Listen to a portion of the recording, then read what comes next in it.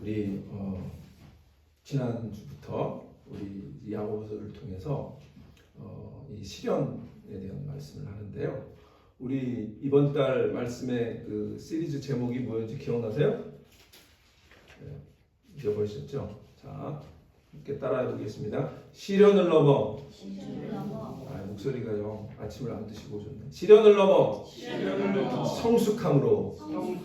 예, 우리가 이 주제를 가지고 이번 한 달 동안에 야고보서 1장을 말씀을 합니다. 시련을 넘어 성숙함으로라고 하는 시리즈 가운데 이제 지난주에 이어서 오늘 두 번째 말씀인데, 우리 지난주 말씀 기억하세요? 지난주 말씀의 제목이 뭐였어요? 시련을 기쁨으로 여기는 믿음. 네, 시련을 기쁨으로 여기는 믿음. 그래서 1절부터 4절까지 말씀을 나눴고요. 오늘은 이제 말씀의 제목이 시련의 때에 가장 먼저 구할 것. 자, 오늘 말씀을 따라해 봅니다. 시작. 시련의 때에 가장 먼저 구할 것. 우리 영어로도 what to seek first in times of trial. 예, 시련의 때에 가장 먼저 구할 것.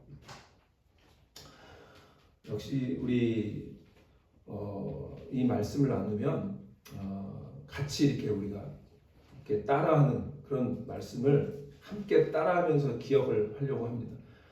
그동안에 제가 이 성경 구절 띄워놓고 말씀을 이렇게 같이 가끔 이렇게 여러분들과 함께 봉독도 했지만, 이번에 우리 이제 제가 부흥에 올라가서 우리 강사 목사님이 계속해서 스크린 띄워놓고 다들 같이 읽도록 그렇게 하셨는데, 좋은 것 같아요. 그래야 이제 졸지도 않고 그 말씀 계속 집중할 것 같아서 제가 이제 가능하면 스크린에 말씀 띄워놓으면 그 말씀을 같이 여러분하고 읽으려고 합니다. 그러니까 정신 똑바로 차려지고 계속해서 저를 따라오셔야 됩니다. 혹시 여러분 지금까지 그리스도인으로 살아오면서 하나님한테 이렇게 기도해 보신 적 있으세요? 하나님, 왜 제 인생에는 이렇게 어려움이 많은가요? 왜 제 삶은 이렇게 계속 힘들까요? 왜 저에게는 시련이 끊어지지 않을까요? 왜 저는 계속 이렇게 어려운 삶을 살아야 할까요? 도대체 기도해도 길이 보이지 않아요. 혹시 이런 기도 그래도 한 번이라도 삶을 살면서 그렇게 기도 드려보신 적 있나요? 이런 기도를 우리가 드려본 삶이라면 삶의 고통이 무엇인지, 삶의 기쁨이 무엇인지, 인생의 깊이를 그래도 경험하신 분이라고 생각합니다. 평생 살면서 고통도 없고 시련도 없고 아픔도 없고 그러면 너무 쉽죠. 이지고잉이죠. 그러나 그런 사람들은 삶의 깊이가 없어요. 고통도 모르고 기쁨도 모르고, 그리고 모든 것이 회복했을 때 경험하는 그 놀라운 하나님의 은혜, 이런 것들을 깊이 경험하기가 어려워요. 그래서 아마 제가 우리 성도님들은 이 미국에서 살면서 사실은 이런 기도 다 해보셨을 거예요. 그냥 앞이 막막하고 도대체 길이 안 보이는 것 같고 기도도 잘 안 나오고, 그리고 매일매일 삶이 이 어려움을 계속 핸들하고 딜을 해야 하는 어떤 그런 삶이 계속될 때 지치지요. 번아웃 되고요. 그래서 그런 기도하면서 하나님이 살아계신가? 이런 생각도 할 때 있지만, 그러나 또 삶을 다 이렇게 지나가서 뒤돌아보면 그때마다 하나님께서 주셨던 은혜가 분명히 있던 것을 우리가 기억하죠. 그렇죠? 그러니까 사실 우린 자꾸 잊고 살지만 사실 그런 기도도 다 해봤고요. 그런데 그때는 정말 막막한 것 같았는데, 길이 안 보이는 것 같았는데 한 몇 년 지나서 뒤돌아보면 그 문제가 다 해결해 주셨던 것들을 우리가 기억합니다. 그래서 사실 우리 디사이플교회 성도님들 대부분 우리가 보면 미국에서 쉽지 않은 그런 삶을 살아오셨을 거고요. 그래서 그런 기도를 다 드려본 경험이 있으실 겁니다. 지난주에 우리는 시련을 기쁨으로 여기고 인내를 통해서 온전함에 이르러야 한다는 말씀을 나눴습니다. 근데 솔직히 말하면 제가 말씀을 되게 전했지만 그렇게 하는 게 쉬운가요? 시련이 막상 닥치면 너무 기뻐 막 그런 분 없잖아요. 그렇게 반응하기가 정말 어렵죠. 그러니까 우리가 반응을 감정적으로 막 이렇게 그것을 막 밝게 웃으면서 그렇게 기뻐, 너무 기뻐, 이 시련이 와서 너무 기뻐 이렇게 할 수는 없을지라도 지난주에 뭐라고 했습니까? 기쁨으로 여기라. consider. 뭐예요? 내가 의지적으로 그렇게 생각하는 거예요. 하나님의 말씀을 붙잡고 그렇게 생각하라는 거였어요. 그러면 우리가 인내할 수 있다. 그 말씀이죠. 그런데 사실 막상 그런 문제들, 건강에 빨간불이 켜지고 비즈니스에 위기가 오고 또 자녀 문제로 속썩이고 뭐 이런 그런 우리의 속에 타들어갈 때 우리는 사실 막막해지죠. 어떻게 해야 될지, 어느 길로 가야 될지, 그리고 이 상황을 어떻게 받아들여야 될지, 무엇을 기도해야 될지 그럴 때 막막하죠. 그래서 오늘의 말씀의 제목은 시련의 때에 가장 먼저 구할 것이라는 것입니다. 오늘 야고보 사도는 우리의 인생길에서 막막할 때에, 아무것도 길이 보이지 않을 때에, 길을 잃었을 때에 가장 먼저 해야 할 단 한 가지, 그것을 얘기합니다. 그것은 바로 하나님께 지혜를 구하라는 것입니다. 근데 우리가 먼저 분명히 할 것이 하나 있습니다. 우리에게 시련이 뭐냐는 거예요. 여러분, 시련하면 어떤 생각이 드세요? 정말 막 죽을 것 같은 어떤 병이 걸린다든가, 사업이 완전히 홀딱 망한다든가, 이런 드라마틱한 그런 것들만 우리는 시련이라고 생각할 수 있어요. 그렇죠? 그러나 사실 시련은요, 우리 일상 속에서 매일매일 부딪히는 작은 문제들도 역시 시련이고 시험입니다. 그래서 야고보가 너희가 여러 가지 시험을 만나면 기쁘게 여기라 그랬잖아요. 여러 가지 시험이라고 하는 건 그 수많은 종류인 거예요. 어떤 건 크죠. 그래서 막 바위같이 막 이 산같이 태산같이, 그런데 어떤 거는 조그만 건데 여전히 나의 속을 긁어요.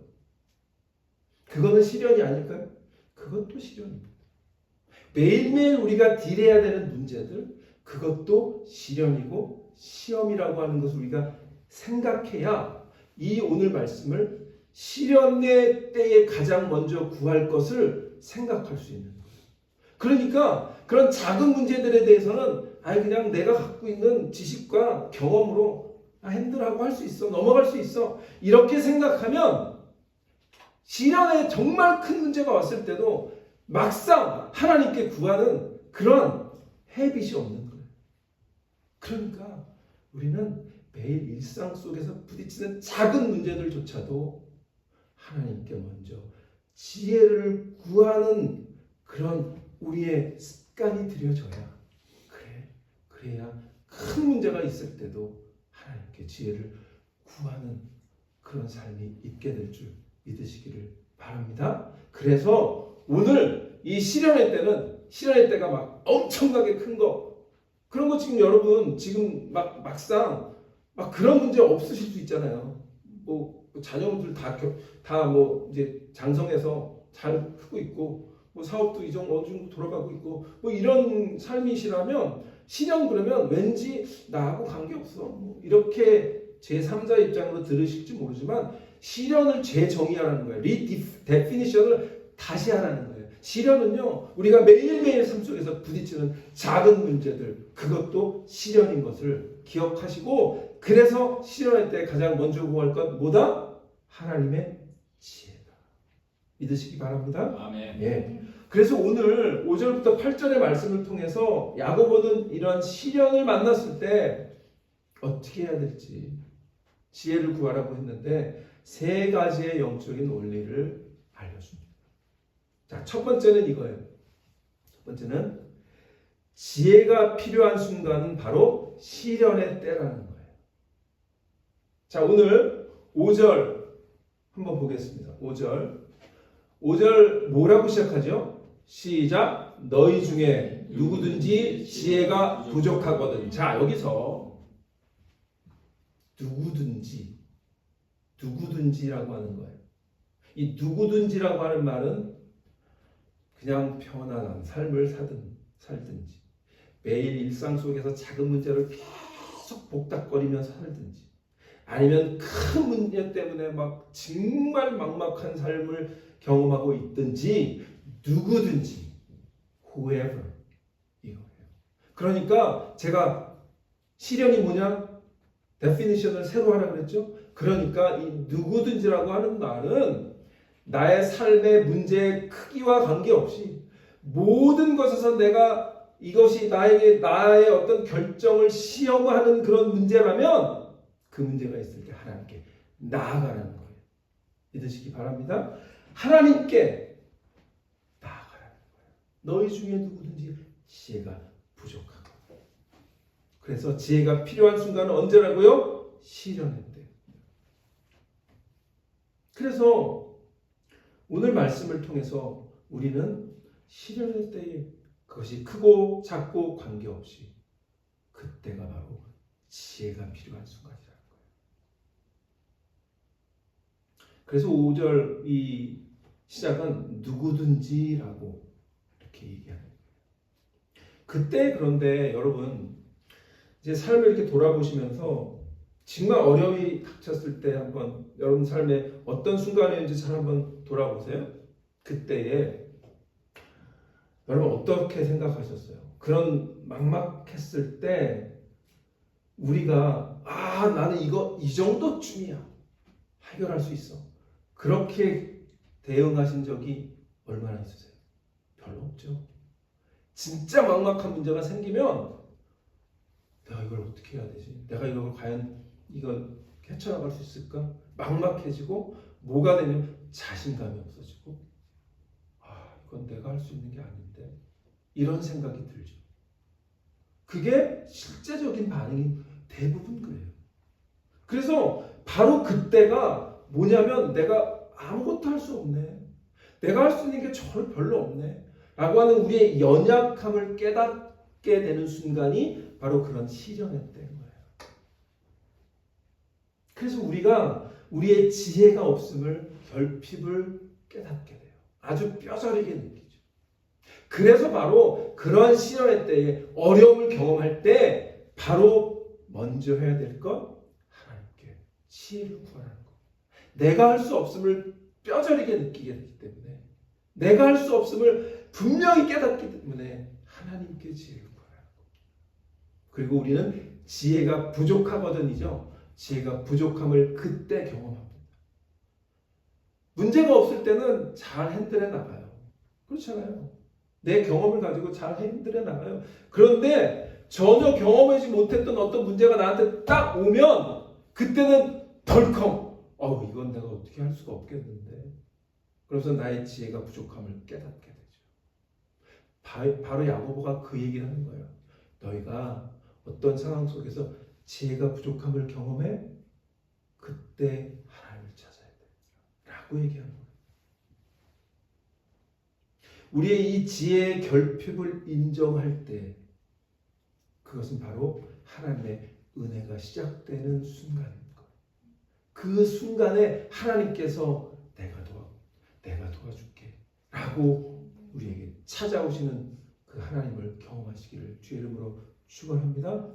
내 부족함을 인정하고 하나님 앞에 겸손히 엎드려서 하늘의 지혜가 부어지기를 간구할 때 그때 하나님의 은혜가 우리에게 임하고 그리고 정말 아무것도 보이지 않았던 그 깜깜한 순간이 작은 빛이 우리에게 비춰지기 시작한다는 거예요. 구약에서 솔로몬이 이랬어요. 솔로몬이 사실은 되게 막막한 상황에 닥쳤습니다. 자, 우리 열왕기상 3장 7절과 9절을 보겠습니다. 이게 솔로몬이 하나님께 얘기하는 거예요. 나의 하나님 여호와여, 주께서 종으로 종의 아버지 다윗을 대신하여 왕이 되게 하셨사오나 종은 작은 아이라 출입할 줄을 알지 못하고. 그렇죠? 자, 우리 9절 한번 따라 읽겠습니다. 시작. 누가 주의 이 많은 백성을 재판할 수 있사오리까. 자, 솔로몬이 아버지 다윗의 뒤를 이어서 왕이 됐거든요. 그런데 젊었을 때 왕이 된 거예요. 자, 그러니까 솔로몬이 막막한 거예요. 여러분, 우리는 시련 그러면 막 어려운 뭐 그런 어떤 고통의 순간 이런 거 생각하지만, 지금 솔로몬은 뭐를 시련으로 정의한 거예요? 내가 왕의 자리에 앉은 것을 시련으로 받아들였어요. 왜요? 내 나이 어린데 이 수많은 백성을, 왕은 그 당시에 재판도 하고 모든 결정을 내려줘야 되는 최고의 지도자이기 때문에 그것을 하려고 하니까 막막한 거예요.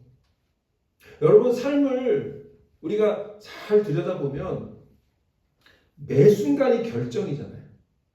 매 순간이 판단이잖아요. 여러분, 비즈니스를 하면 매 순간 이 손님하고 딜을 해야 되고 나의 어떤 고객하고 얘기를 해야 되고, 예? 그러니까 그 사람들하고 이렇게 계속해서 어떻게 결정해야 되지, 어떻게 판단해야 되지 하는 그 문제를 우린 계속 맞닥뜨리면서 살잖아요. 그렇죠? 근데 그걸 우리는 시련이라고 생각해 본 적이 없는 거지. 그런데 솔로몬은 그거를 시련으로 받아들이고, 뭐라고 왕이 된 게 시련입니까? 그런데 솔로몬은 이걸 하나님이 시련으로 받아들이고 뭐라 그래요? 주 여호와 하나님 주께서 종으로 종의 아버지 다윗을 대신하여 왕이 되게 하셨사오나 종은 작은 아이라 출입할 줄도 알지 못하고, 그리고 누가 주의 이 많은 백성을 재판할 수 있사오리까. 아이고 주여, 막막합니다 라고 지금 하나님 앞에 엎드리고 있는 거예요. 이게 솔로몬이 위대한 점이에요. 솔로몬은 이 시련의 때 가장 먼저 구한 게 뭐예요? 하나님께 지혜를 구하고 있는 거예요. 하나님 앞에 나아가고 있는 거예요. 이것이 바로 지혜가 부족하거든 이라고 하는 야고보서의 말씀과 정확히 일치하는 이 솔로몬의 영적인 상태입니다. 솔로몬은 자신의 젊음이나 부족한 경험을 탓하면서 주저앉지 않았어요. 내가 이걸 어떻게 해? 또는 나 정도는 내가 이 정도는 내가 할 수 있어. 그러면서 교만해가지고 그렇게 하지도 않았어요. 그는 이 자신의 그 큰 왕이라고 하는 위치에 대해서 하나님, 내 이 시련의 때를 하나님의 지혜를 가지고 잘 견뎌내기를 원합니다. 하나님 지혜를 주옵소서 나아가고 있는 거예요. 그래서 하나님께 묻고 있는 거죠. 하나님, 이 많은 백성을 내가 어떻게 재판할 수 있겠습니까? 묻고 있는 거예요. 우리도 역시 마찬가지. 이런 미래에 대한 불확실성을 가지고 우리가 살고 있는데, 그런 막막함 앞에, 불안한 그런 현실 앞에서 하나님, 나는 작은 아이 같아서 어떻게 할지 모르겠는데 하나님, 나에게 지혜를 주옵소서. 그렇게 구하는 그런 우리 하나님 자녀들 되시기를 주의 이름으로 축원합니다. 지혜는 그 당시에 굉장히 중요한 개념이에요. 여러분, 지혜가 헬라어로 뭔지 아세요? 지혜, 소피아 들어보셨죠? 소피아. 무슨 브랜드도 있잖아요. 소피아 뭐 이런 브랜드 없어요? 혹시? 네. 그래서 철학이 영어로 뭐예요? 필로소피. 네? 그 필로는 뭐에서 왔죠? 필로스. 그죠? 그러니까 이 소피아는 지혜, 지식. 필로스는 사랑. 철학은 뭐냐면 지혜를 사랑하는 것. 그게 철학인 거예요. 그러니까 이 소피아라고 하는 이 지혜는 그 당시에 헬라 문화권이었잖아요. 그러니까 헬라 사람들에게 이 지혜는 뭐냐면 우주의 근본 원리를 깨닫게 해주는 어떤 이성적인 통찰력을 말했어요. 그런데 반면에 유대인들에게 있어서 지혜는요. 자, 아까 헬라어는 소피아죠. 자, 히브리어도 공부할게요. 히브리어는 지혜가 뭘까요? 그래도 교회 한 20-30년 다니면 이 정도는 들어보셨어야 되는데 호크마라고 들어보셨어요? 호크마? 네, 호크마요. 이 호크마라고 하는 이 유대인들이 생각하는 지혜는 뭐냐면 헬라인들은 우주의 근본 원리를 깨닫는 이 머리, 이 지성적인, 이성적인 통찰력이었는데 유대인들은 좀 달랐어요. 유대인은 조금 더 프랙티컬하고 삶의 어떤 실천적인 경향이 많았거든요. 그래서 유대인들에게서 지혜는 뭐냐면 하나님의 율법을 잘 이해하고 그리고 그 율법을 삶의 구체적인 상황 속에서 하나님의 뜻을 따라서 잘 실천해 나가는 실천 능력. 그게 지혜였어요. 그러니까 조금 다르죠? 예. 그러니까 헬라 사람들과 유대 사람들은 조금 달라요. 헬라 사람들은 지적인 것들이 지혜를 얘기를 했고요. 유대인들은 삶에서 어떻게 이것을 잘 살아내느냐 그것을 지혜라고 봤어요. 그리고 한국 사람들은 지혜를 뭐라고 볼까요? 우리는 약간 유대적인 거에 가깝죠. 삶의 문제하고 연결돼요. 그런데 오늘 야고보는요. 이거를 좀 더 한 차원 더 높게 얘기해 주고 있는 거예요. 야고보가 얘기하는 지혜는 뭐냐면 세상적인 어떤 처세술이나 학문적인 지식도 아니고 오늘 이 컨텍스트에서 시련과 고난의 의미를 잘 이해할 수 있도록 해주고 그리고 그 이해한 것을 바탕으로 하나님의 선하신 뜻을 잘 분별해서 믿음으로 인내할 수 있게 해주는 하늘로부터 오는 통찰력을 말해요. 그게 지혜인 거예요. 그러니까 지금 야고보가 너희가 하나님께 지혜를 구해라고 얘기하는 것은 그런 걸 말하는 거예요. 이 시련을, 이 어려움을 잘 해석해내고 그리고 그것을 바탕으로 삶에서 어떻게 이것을 잘 구체적으로 하나님의 하늘로부터 오는 지혜를 구해서 잘 인내해서 이 과정을 견디고 결국 그거의 결과로 성숙해질 수 있을까라고 하는 굉장히 통합적인 그런 걸. 그게 지혜예요. 그래서 성경에서 말하는 지혜는요. 잠언에서 이렇게 정확하게 얘기해 주고 있어요. 잠언 3장 5절로 6절. 자, 우리 한번 다 같이 따라하겠습니다. 시작. 너는 마음을 다하여 여호와를 신뢰하고 내 명철을 의지하지 말라. 너는 범사의 그를 인정하라. 그리하면 내 길을 지도하시리라. 6절에 보면 너는 범사의 그를 뭐예요? 인정하라. 이게 지혜인 거예요.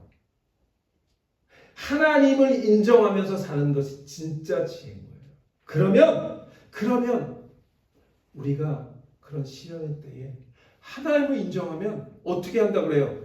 내 길을 지도하시리라.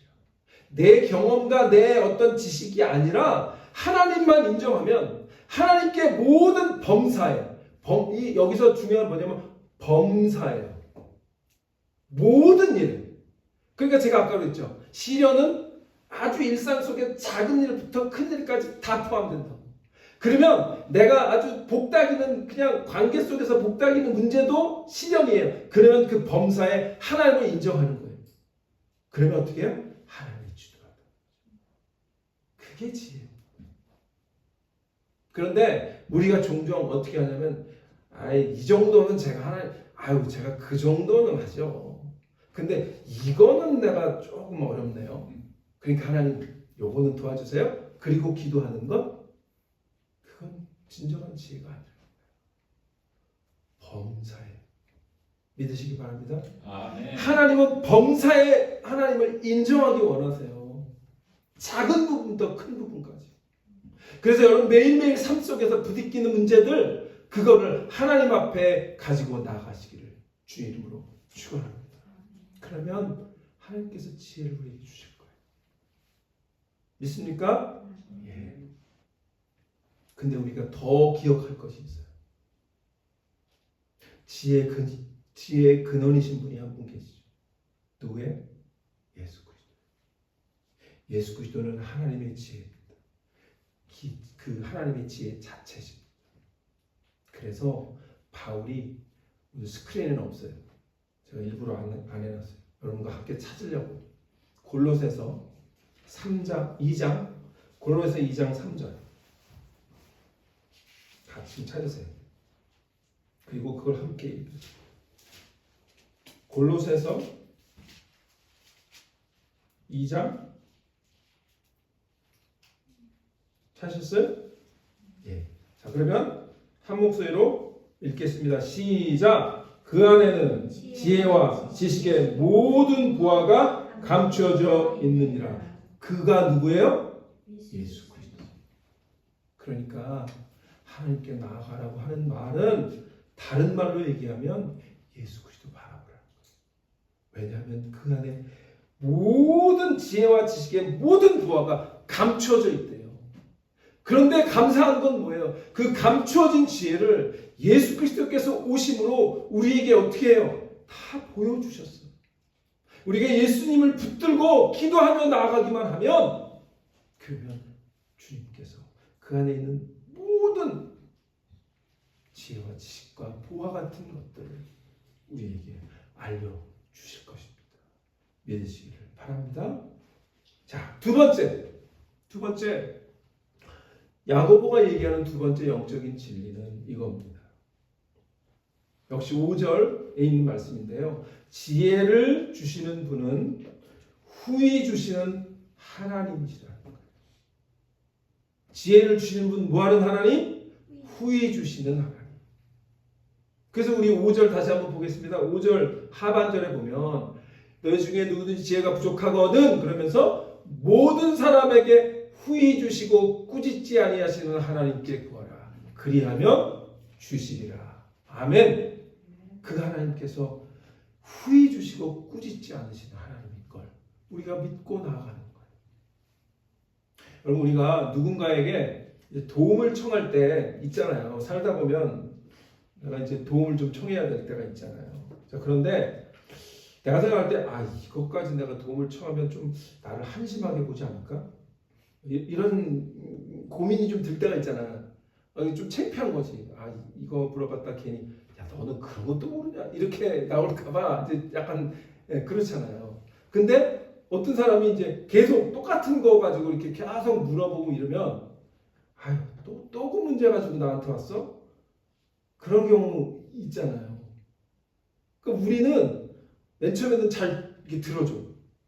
근데 어떤 분이 또 그 문제를 가지고 나오면 두 번째까지 들어줘. 근데 한 세 번째까지 오면 약간 짜증이 나기 시작해. 근데 이제 네 번째 오면 이제 뚜껑이 열려.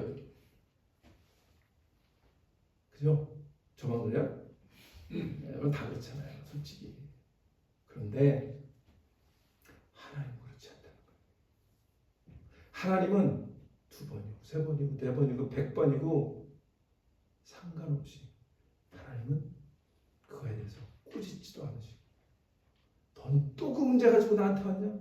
그렇게 얘기도 않으시고 하나님은 후히 주시고 꾸짖지 아니하시는 하나님인 것을 오늘 야고보가 분명히 우리에게 말씀하는 것, 그 말씀 믿으시기 바랍니다. 하나님 그런 분이에요. 우리는 세 번이 맥시멈이에요. 네 번 넘어가면 짜증이 나기 시작해. 하나님 그렇지 않아요. 하나님 오늘 이 야고보가 두 가지 얘기하잖아요. 첫 번째, 후히 주신다. 이 헬라어로 하플로스라고 하는 말인데 원어의 뜻은 뭐냐? 아낌없이, 조건 없이, 순수한 마음으로 이런 말이에요. 옛날에 무슨 아낌없이 주는 나무 뭐 이런 책도 있었잖아요. 네. 그러니까 그냥 내가 이거 주면 이거 아까운데 이렇잖아요 우리는. 그런데 아낌없이 하나님은 또 주시고 또 주시고 또 주신다는 거예요. 뭐를? 하나님의 지혜를 믿으시기 바랍니다. 하나님은 그런 분이에요. 후히 주시는 분이에요. 우리가 지혜를 구할 때 내가 이거 받을 자격이 있을까?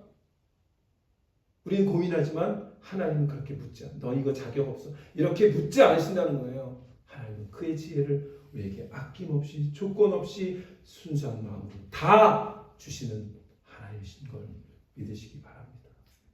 우리가 부모가 자식들한테 그런 마음 있잖아요. 다 주려고 하잖아요. 근데 우리 부모들은 어느 정도 또 한계가 있어.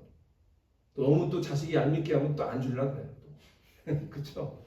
근데 하나님 안 그렇다. 하나님. 두 번째 야고보는 뭐라 그래요? 하나님 어떤 분? 꾸짖지 아니하시. 그래서 우리는 아까 말한 것처럼 계속 같은 문제 가지고 막 반복해서 실수하면 인간적으로 세상들은 아유 쟤는 희망이 없네. 저 문제 가지고 계속 전해. 아유 답답하네. 하나님 그렇지 않아요. 하나님 꾸짖지 않으시는 그런 사랑이 하나님이신 걸 기억하시기 바랍니다. 솔로몬이 아까 그랬어요. 솔로몬이 하나님 앞에 자신의 부족함을 정직하게 하나님 앞에 묻지요. 자, 우리 열왕기상 3장 5절 봅니다. 5절. 그 앞에. 예. 자, 3장 5절 보세요. 자, 읽겠습니다. 시작. 기브온에서 밤에 여호와께서 솔로몬의 꿈에 나타나시니라. 하나님이 이르시되 내가 내게 무엇을 줄고 너는 구하라. 이렇게 하나님이 솔로몬에게 나타나셔요. 자, 그랬더니 아까 우리가 9절 읽었었죠? 9절 다시 한번. 누가 주의 이 많은 백성을 재판할 수 있사오리까. 그러면서 솔로몬이 뭐를 구하나 잘 보세요. 그 다음 시작. 듣는 마음을 종에게 주세요. 주의 백성을 재판하여 선악을 분별하게 하옵소서. 뭐를 구했어요? 듣는 마음. 그래서 백성을 재판하며 선악을 분별하게 하옵소서. 이거를 지혜라고 얘기합니다. 그러니까 솔로몬이 이렇게 하나님 앞에 구했어요. 자, 그러니까 하나님이 뭐라고 얘기합니까? 하나님의 반응이 어떨까요? 건방지게 이제 왕이 됐는데 응? 그렇게 꾸짖거나 그런 게 아니에요. 너 나이가 어린데 이 나라 백성을 잘 다스릴 수 있겠어? 이렇게 꾸짖지 않으셨다는 거죠. 그리고 오히려 10절 보세요. 하나님의 반응을 잘 보세요. 읽겠습니다. 시작. 솔로몬이 이것을 구하매 그 말씀이 주의 마음에 든지라. 어땠어요? 마음에 들었다. 우리가 하나님께 지혜를 구하면 하나님이 어떻게 한다고요? 마음에 들어. 기뻐하신다. 네 지혜로 뭐 이 문제 해결하려고 안 하고 나한테 가지고 왔어? 마음에. 그래. 내 마음이 기뻐. 마음에 들어. 이게 하나님의 반응. 우리가 아주 작은 문제일지라도 하나님께 구하고 하나님께 듣는 마음 주시고 이 문제를 잘 판단하게 하나님 지혜 주세요. 주시옵소서. 그렇게 구할 때 하나님께서 너무 기뻐하시고 마음에 들어 하신다는 사실을 꼭 기억하시기 바랍니다. 아멘. 그리고 11절 같이 읽습니다. 시작. 예, 하나님이 그에게 이르시되 내가 이것을 구하도다. 자기를 위하여 장수하기를 구하지 아니하고 부도 구하지 아니하고 자기의 원수의 생명을 멸하기에 구하지도 아니하고 오직 송사를 듣고 분별하는 지혜를 구하였으니 하나님이 뭐라고 이걸 지혜라고 얘기하는 거예요. 그렇죠? 그 지혜를 구한 거 너무 마음에 들어. 그리고 하나님이 어떻게 하세요? 그 다음 12절.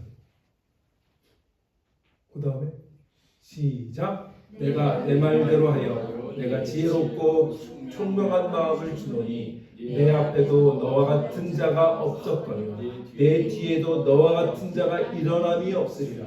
내가 또 내가 구하지 아니한 부귀와 영광도 내게 주노니 내 평생의 왕들 중에 너와 같은 자가 없을 것이라. 아멘. 하나님 지금 솔로몬에게 주는 모습이 야고보가 얘기한 것과 정확하잖아요. 꾸짖지도 않고 어떻게? 후히. 어떻게 후히? 솔로몬은 구하지도 않았던 부와 명예와 그 모든 것들을 전무후무한 왕이 되게 하셨단 말이에요. 네 전에도 너와 같은 왕이 없고 네 후에도 너와 같은 왕이 없을 거야. 이게 하나님의 후히 주시는 마음. 믿습니까? 하나님께 지혜를 구하면 하나님께서 이렇게 꾸짖지도 않고 후히 주시는 그런 하나님, 그 하나님 우리가 믿는 거예요. 이게 우리 아버지 하나님의 마음. 기쁘게 여기신다는 것. 우리가 시련 속에서 매일매일 삶에서 부딪히는 문제 속에서 세상의 것을 구하지 않고 그 상황을 헤쳐나가기 위해서 하늘로부터 지혜를 구할 때 하나님은 기뻐하시고 우리가 구하지 않은 것까지도 우리가 생각해보지도 못했던 것까지 더 풍성하도록 풍성한 은혜를 풍성한 하나님의 예비하신 은혜를 우리에게 주시는 줄 믿으시기 바랍니다. 마지막으로 세 번째 영적인 원리를 야고보가 얘기해요. 세 번째, 지혜를 얻는 유일한 통로는 의심 없는 믿음이라는 거예요. 자, 오늘 우리 6절 보겠습니다. 6절. 자, 시작. 오직 믿음으로 구하고 조금도 의심하지 말라. 의심하는 자는 마치 바람에 밀려 요동하는 바다 물결 같으니 이런 사람은 무엇이든지 죽게 얻기를 생각하지 말라. 두 마음을 품어 모든 일에 정함이 없는 자로다. 그런데 6절 잘 보세요. 오직 뭐로 구하고? 믿음으로 구하고. 조금도 어떻게 하지 말라? 의심하지 말라. 우리가 하나님께 구하는데 딱 하나 조건이 있는데 믿음이라는 거예요. 의심하지 않는 믿음. 근데 여기서 의심하다라고 하는 말이 어떤 그 지적인 궁금증 때문에 회의하는 이런 게 아니에요. 성경에서 의심하다라고 하는 말은, 특히 신약 성경에서 의심하다라고 하는 말은 헬라어로요. 좀 어려워요. 디아크리노메노스. 이건 기억 안 하셔도 돼요. 어쨌든 길죠. 디아크리노메노스. 근데 이게 이 뜻이 뭐냐면 분열되다, 나누어지다 이런 말이에요. 그러니까 의심하다라고 하는 말이 뭐예요? 분열됐다는 거예요. 나눠졌다는 거예요. 뭐가 나눠져요? 네?